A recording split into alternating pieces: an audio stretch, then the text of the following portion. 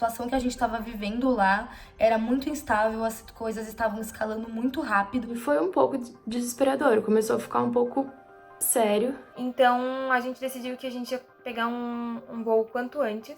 E foi muito, muito desesperador. Foi uma das piores experiências que eu passei, assim.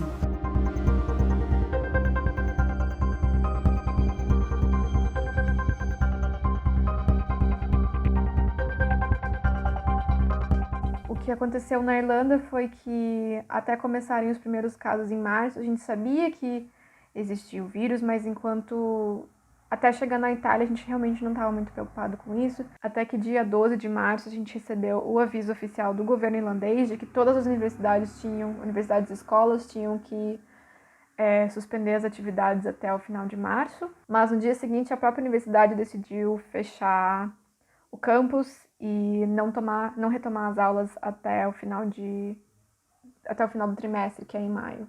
Então, todas as aulas presenciais foram canceladas, elas são realizadas online, todas as pesquisas, todos os prédios foram fechados. E foi muito rápido, assim, em questão de um dia para o outro, as coisas começaram a ficar bem diferentes e a gente começou a escutar os boatos dos aeroportos fechando e de fronteiras fechando. Ainda faltava 4 meses do meu intercâmbio, né? Eu tava exatamente na metade. Mas voltei, achei que seria melhor, a gente conseguiu antecipar minha passagem. Voltei um pouco sem pensar, assim, pensando um pouco na minha família, que eles estariam muito mais seguros se eu estivesse aqui com eles, né? Eu cheguei na Itália no final de janeiro.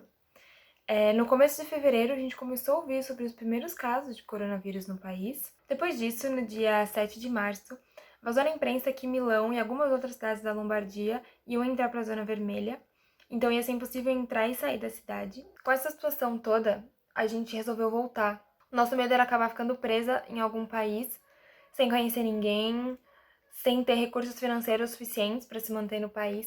Desde janeiro até o comecinho da semana passada, a cidade estava normal, o país, a Holanda como um todo, estava bem calma. Depois disso, as coisas na Europa como um todo começaram a ficar muito mais tensas. O primeiro-ministro da Holanda anunciou que todos os estabelecimentos que não fossem mercados e farmácias deveriam fechar. Então a cidade começou a ficar um pouco mais diferente e a gente percebeu que todos os outros intercambistas no edifício onde eu tava morando estavam indo embora. A gente descobriu que pouquíssimos seguros viagem, seguros de saúde, cobriam pandemias e epidemias. Então, a gente não sabia até onde a gente estaria segurado.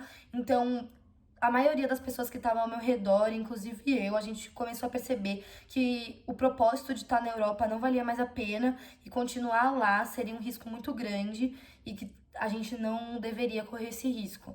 Quando eu me mudei, não existia um direcionamento e um alarde tão grande quanto a doença. As coisas escalaram muito, muito rápido. Assim, a minha faculdade, a Sanspo, é uma faculdade muito rígida em questão de pontualidade, questão de presença nas aulas. É uma coisa muito, muito rígida, muito diferente de vários outros casos que eu tive contato. E começou com um programa de abono de faltas, onde as faltas não seriam mais contabilizadas como um problema para cursar os cursos. E nessa mesma época, as faculdades americanas começaram a exigir que os intercambistas voltassem para casa. Aí, a partir disso, na noite desse dia, já teve um pronunciamento do Macron na TV, dizendo que agora só poderia sair na rua quem tivesse uma justificativa muito plausível. E todas as universidades, escolas e faculdades seriam fechadas. A partir desse momento eu decidi voltar para casa porque não tinha a menor condição de eu ficar confinada sozinha na cidade e eu não sabia o que ia acontecer. Eu não sabia se eu ia ter que ficar até agosto ou até 2 semanas, era tudo muito imprevisível. Eu mesma demorei para tomar essa decisão porque era um projeto de vida que eu tinha até agosto e eu tive que decidir suspender agora em março. Então foi uma decisão difícil de fazer. Mas eu mesma decidi por voltar agora e encarar isso como um período em que eu estou aqui, mas eu pretendo voltar para a Irlanda se a situação melhorar e continuar meus estudos daqui, continuar minha pesquisa daqui. Eu tenho aulas online, agora eu tenho que só adaptar a questão do fuso horário. Os professores estão dando bastante apoio para a gente em relação a isso. Minha pesquisa vai continuar por aqui, caso eu não retorne, dá para fazer ela inteiramente por aqui, a minha dissertação. A escolha de abandonar o intercâmbio foi muito complicada, porque há muito tempo eu planejava e me organizei e financeiramente e academicamente, profissionalmente, para conseguir fazer essa experiência. E foi muito triste ver que as pessoas não deram a importância para os pronunciamentos governamentais e a coisa completamente saiu do controle.